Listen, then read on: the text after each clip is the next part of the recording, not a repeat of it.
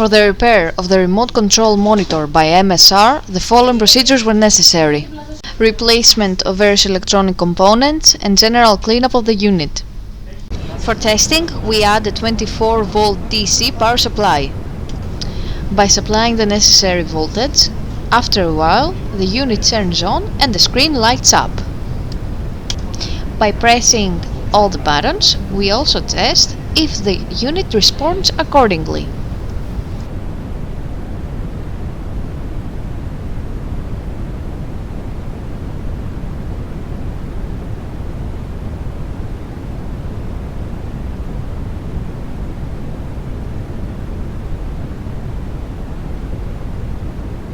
No further testing possible due to lack of additional units.